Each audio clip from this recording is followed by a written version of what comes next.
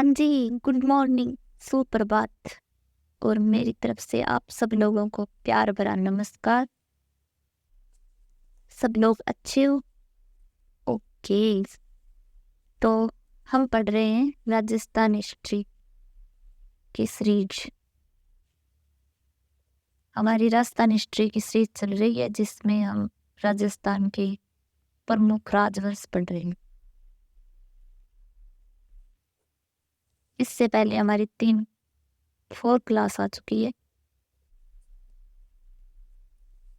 और हमने अब तक चौहान,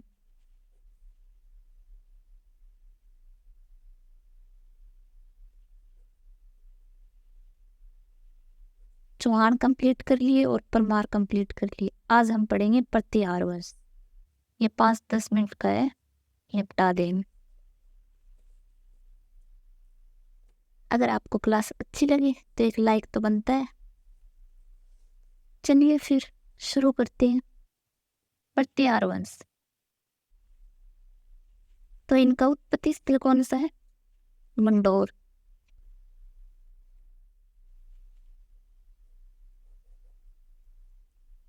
यहाँ से इनका उत्पत्ति स्थल है मंडोर और मंडोर में प्रतिहार वंश का शासन था। इनमें कोई रियासत ऐसे कुछ नहीं पढ़ना है आपको। बेसिकली इनका शासन मंडोर पर था और बीच में राजधानी ये अपनी मंडोर से ले गए थे मेड़ता। तो मेड़ता और मंडोर, तो यहाँ स्पेसिफिक और रियासत आपको नहीं पढ़नी है। तो यहाँ पहला राजा है इनका हरिश्चंद्र, जो प्रतिहार वंश है उनका एंसेस्टर है, पूर्वज यानी संस्थापक। हरिश्चंद्र है वो मंडोर के जो प्रतिहार है उनका संस्थापक है और इसको अभिलेखों में इसको ब्राह्मण बताया गया। ब्राह्मण पढ़ा लिखा आदमी था तो ब्राह्मण। अभिलेख का मतलब क्या है? अभिलेख मतलब होता है लिखना। जैसे कोई भी राजा महाराजा है वो कुछ भी कार्य करवाते तो अपने बारे में, या ये काम अब करवाया तो एक पिलर पे लिखवा देते थे। लाइक अब जैसे हम घर बनाते हैं तो नंबर प्लेट लगवाते हैं ना, तो वैसे कुछ समझ लो। तो अभिलेखों में इसको बताया गया ब्राह्मण हरिश्चंद्र को। और ये ब्राह्मण है तो ये क्या होगा? वेदों का अच्छा ज्ञान था इसको। और इसकी एक सबसे इम्पोर्टेंट ये है, इसकी एक उपाधि रोयली थी।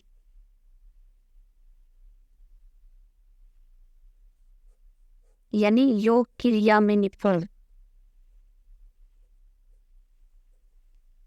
तो ब्राह्मण बताया गया है और ये वेद योग क्रिया में भी निपुण है। जैसे चौहानों में एक रानी थी आत्म प्रभा, वो भी शिल्पा शेट्टी थी, योग क्रिया में निपुण थी। जो पुष्कर झील है उसमें 1000 दीपक जला के भगवान शिव की पूजा करती थी। तो भगवान शिव की पूजा रुद्राणी। जो चौहान राजा है चंदन राज, उसकी रानी थी वो आत्म प्रभा। चौहानों में आत्म प्रभा और प्रतिहार है उनमें हरिश्चंद्र की उपाधि है रोयरिंदी। यानी योग में वेदों में ये निपुण था। आगे इसके 4 बेटे हैं हरिश्चंद्र की।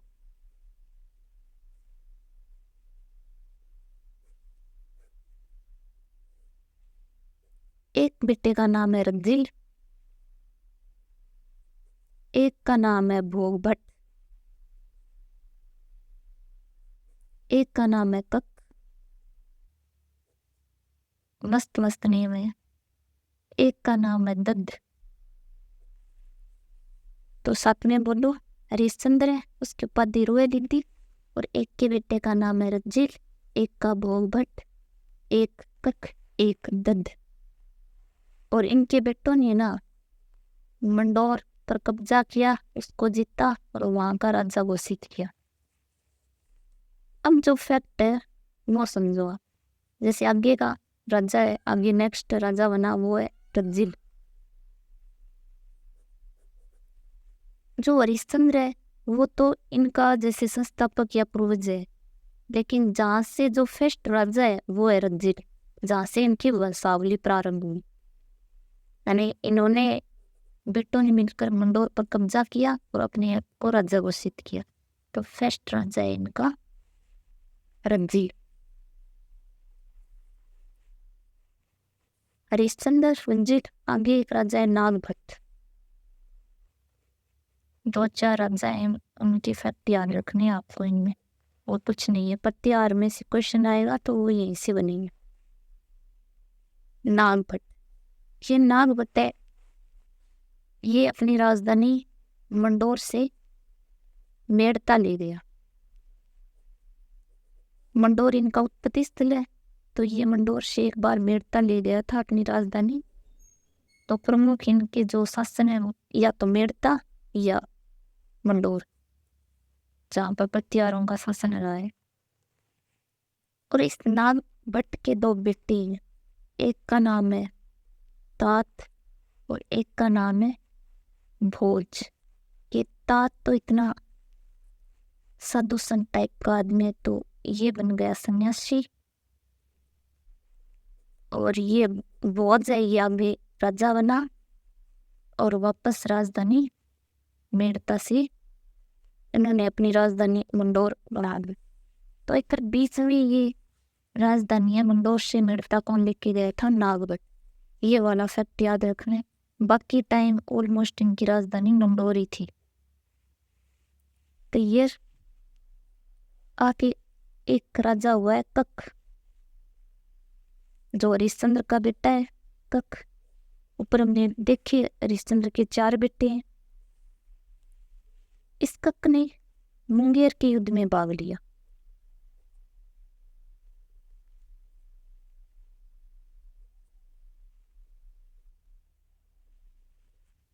मुंगेर जो बंगाल है हमारा, जैसे पहले जो यूपी इधर का वो एरिया उसको बंगाल पूरे को, तो बंगाल की राजधानी है मुंगेर। तो मुंगेर का युद्ध था, उसमें इसने भाग लिया। फिर क्या है कि त्रिपक्षीय जो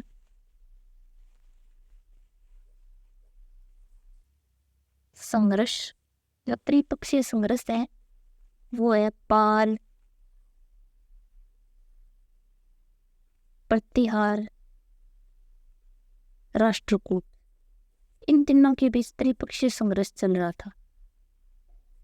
तो इसमें ये कब है, ये संघर्ष था मुंगेर में धर्मपाल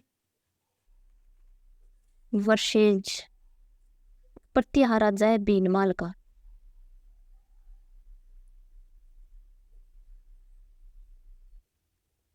बीनमाल का राजा है, का नाम है वत्सराज प्रतिहार।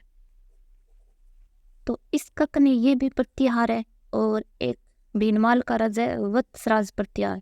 तो इस कक ने इसका साथ दिया, बीनमाल के राजा का। क्लियर? तो मुंगेर के युद्ध में भाग लिया था कक ने। और ये त्रिपक्षीय समझौता है, पाल, प्रतिहार, राष्ट्रकूट चल रहा था इनके बीच। और ये कक है ना,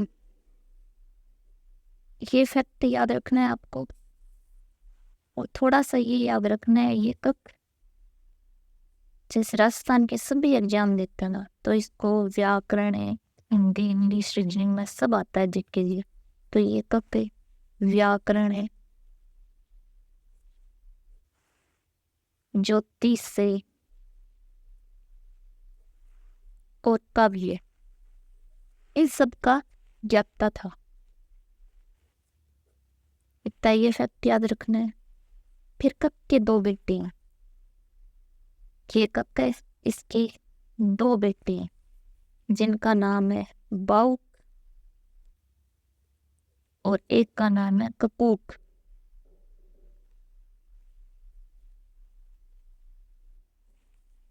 नाम बड़े फनी है। बाउक, कक के आगे कक तो सेम क्या रखें, ओ की मात्रा लगा दी इस ककूक। तो इस राजा बना ये बाउक। इसके टाइम में प्रशस्ति मिली है, बाउक प्रशस्ति, जो है 837। इस बाउक प्रशस्ति से हमें प्रतिहार वंश है उसके बारे में जानकारी मिलती है। तो ये एक प्रशस्ति है जिसके बारे में प्रतिहार वंश की जानकारी मिलती है, और ये बाउक के टाइम की है, नाम से पता चल रहा है। और प्रशस्ति का मतलब होता है प्रशंसा करना। इसमें इतना ही फैक्ट याद रखना है आपको। नेक्स्ट ककूक, इसमें थोड़ा एक दो चीजें ध्यान रखेंगे आपको। जैसे ये ककूक है तो इसने घंटियाला को हम रोहिंसकूक भी बोलते हैं। ये घंटियाला एक गांव है जोधपुर के पास। जोधपुर के पास कोई गांव है घंटियाला, जिसको रोहिंसकूक बोलते हैं। इस घंटियाला में इसने 2 अभिलेख लगवाए 861 में। फर्स्ट है माता की साड़, ये जैन मंदिर है कोई। और सेकंड है खाकू देव, जो माताएं वो सती हो जाती हैं तो उनकी वहाँ पे मूर्तियां वगैरह। तो इसने 2 अभिलेख लगवाए, एक तो माता की साड़ में, एक खाकू देवल में, जो जैन मंदिर है वहाँ पे। अभिलेख का मतलब बाहर कोई ऐसे पिंगर बना के। तो माता की साल है, ये तो प्राकृत भाषा में लगवाया है यहाँ। तो जो अभिलेख है प्राकृत में है, और उसी का ट्रांसलेट करवाया है यहाँ संस्कृत भाषा में। जो कोई पढ़ा लिखा है वो संस्कृत में पढ़ लेगा, और जो आम आदमी है वो ये प्राकृत भाषा वाला पढ़ लेगा। तो 2 अभिलेख कहाँ पर? घंटियाला में। किसने लगवाई? ककूक ने। ककूक किसका बेटा है? कक्का। यहाँ तक की बातें क्लियर। और इसने यहाँ 2 विजय स्तंभ यानी विक्ट्री टावर भी लगवाए। 2 विजय स्तंभ लगवाए। तो एक विजय स्तंभ तो लगवाएगा मंडोर में, बिकॉज मंडोर उनकी राजधानी है, सब कुछ है। लेकिन एक विजय स्तंभ ये घंटियाला में भी लगवाता है। घंटियाला में अभिलेख लगवाता है और घंटियाला में विक्ट्री टावर लगाता है। घंटियाला इतना इम्पोर्टेंट है इनके लिए क्योंकि यहाँ पे इनका मार्केट था। जैसे राजधानी तो मंडोर है, ऐसे समझो जैसे बात की कैपिटल दिल्ली और मुंबई इकोनॉमिक, तो वैसे यहाँ पे इसने इसका बाजार था। तो घंटियाला में विक्ट्री टावर भी लगवाता है और एक मंडोर में लगवाता है।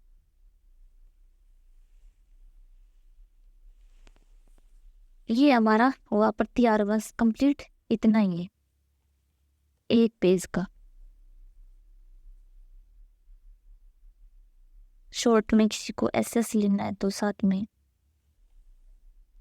अगर प्रतिहार वंश से कोई क्वेश्चन बनता है तो ये से आ जाएगा, है ही नहीं और कुछ इसमें। अगर क्लास अच्छी लगी तो like, share and channel subscribe